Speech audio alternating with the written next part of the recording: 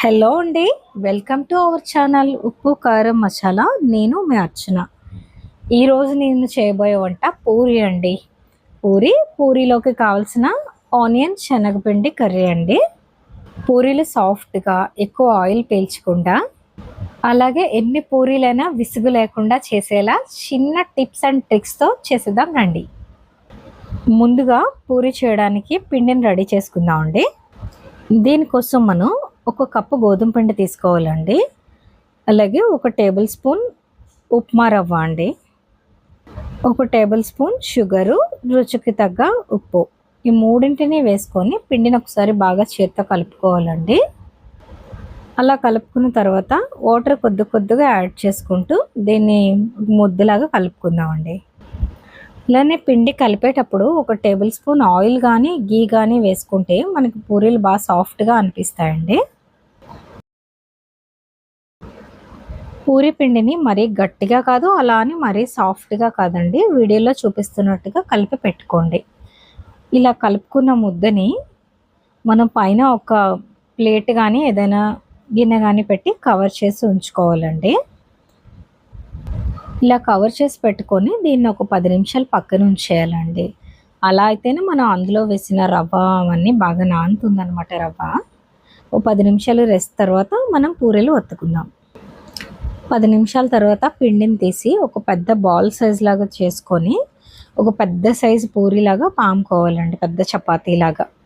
దీనికోసం ఏదైనా పీట ఉన్నా పర్వాలేదు, చెక్క పీట, లేదు అంటే మన స్టవ్ గట్టు ఉంటుంది కదండి, గ్రానైట్ పైన అయినా చేసుకోవచ్చు అనమాట. ఒక పెద్ద పూరీలా ఒత్తుకొని దాన్ని ఏదైనా స్టీల్ డబ్బా మూత కానీ షార్ప్గా ఉండే బాక్స్ కప్పు కానీ తీసుకొని రౌండ్గా చిన్న చిన్న పూరీలాగా కట్ చేసుకోవడమేనండి.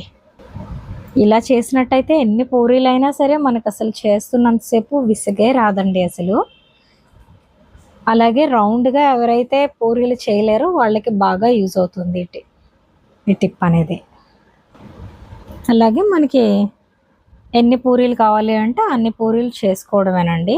రిమైనింగ్ ఎక్స్ట్రాస్ అన్నిటినీ కట్ చేసుకున్న దాన్ని అంతా కూడా ఒక ముద్దలా చేసుకొని మళ్ళీ దాన్ని కూడా మనం పూరీలాగా కట్ చేసుకోవడమేనండి. పూరీలన్నీ రెడీ చేసేసుకున్నానండి. ఇప్పుడు పాన్ స్టవ్ మీద పెట్టుకొని డీప్ ఫ్రైకి సరిపడా ఆయిల్ని తీసుకున్నానండి. ఆయిల్ బాగా హీట్ అయిన తర్వాత మాత్రమే మనం పూరీలను వేయాలి. కరెక్ట్గా వేడి ఉంటేనే మనకి బాగా పొంగుతాయన్నమాట, లేదు అంటే ఆయిల్ పీల్చేస్తాయండి. పూరీలు ఆయిల్లో వేయగానే ఒకవైపు వేగుతున్నప్పుడు పైనుంచి మనం హాట్ ఆయిల్ని పోస్తుంటే ఇంకా బాగా పొంగుతాయండి. ఇలా రెండు వైపులా పూరీని గోల్డెన్ కలర్ వచ్చే వరకు వేయించుకోవడమేనండి. అన్ని పూరీల్ని ఇలానే చేసుకోవాలి. చూడండి పూరీలు ఎంత చక్కగా పొంగుతున్నాయో. పూరీలు రెడీ అయిపోయినాయండి. ఇప్పుడు మనం దీనికి కావాల్సిన ఆనియన్ కర్రీ రెడీ చేసుకుందాం. దీనికి కావాల్సిన ఇంగ్రీడియంట్స్ అండి, ఒక పెద్ద సైజు ఆనియన్స్ని 2 తీసుకొని సన్నగా కట్ చేసి పెట్టుకోవాలండి. అలాగే 2 పచ్చిమిర్చి, ఒక చిన్న అల్లం ముక్క, దాన్ని సన్నగా కట్ చేసి పెట్టుకోవాలి దాన్ని కూడా. ఇప్పుడు ఒక ప్యాన్ తీసుకొని అందులో 2 టేబుల్ స్పూన్లు ఆయిల్ వేసుకోవాలండి. ఆయిల్ హీట్ అవ్వగానే ఒక టేబుల్ స్పూన్ పోపులు వేసుకోవాలండి. పోపులు అంటే పచ్చిశనగపప్పు, మినపప్పు, ఆవాలు, జీలకర్ర. వీటన్నిటిని ఒక స్పూన్ వేసుకున్న తర్వాత పచ్చిమిర్చి, కరివేపాకు వేసుకోవాలండి.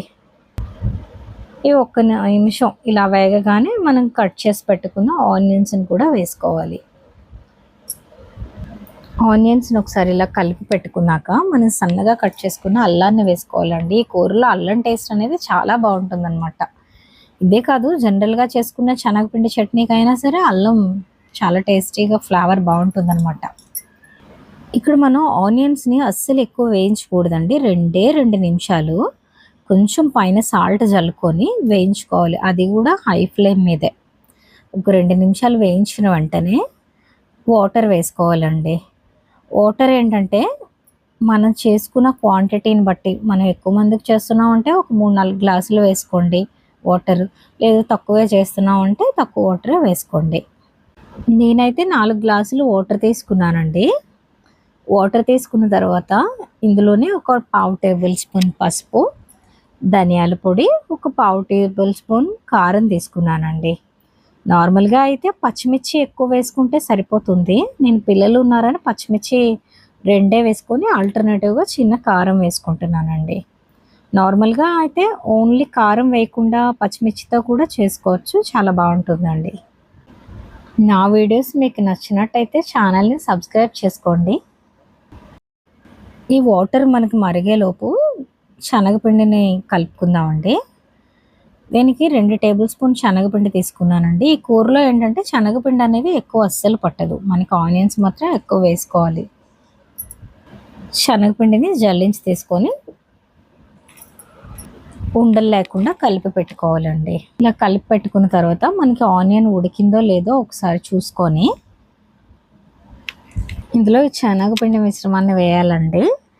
దీన్ని ఒక 3-4 నిమిషాలు 3-4 నిమిషాలు ఉడికిస్తే సరిపోతుందండి.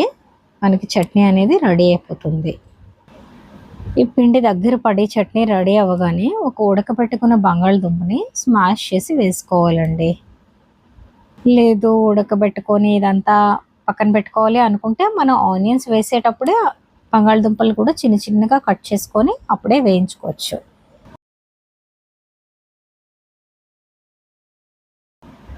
కూర రెడీ అవ్వగానే లాస్ట్లో కొత్తిమీరతో గార్నిష్ చేసుకుందామండి.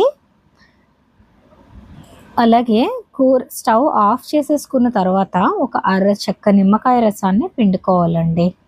ఎందుకంటే కూరలో మనం ఎలాంటి టమాటోస్ని యూజ్ చేయలేదు.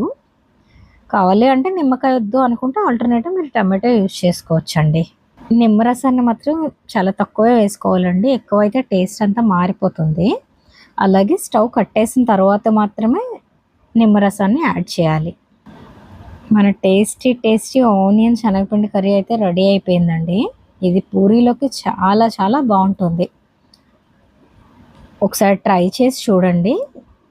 మీకు ఎలా వచ్చిందో కామెంట్ చేయడం మాత్రం మర్చిపోవద్దండి. నా వీడియోస్ మీకు నచ్చినట్టయితే ఛానల్ని సబ్స్క్రైబ్ చేసుకోండి. Thanks for watching.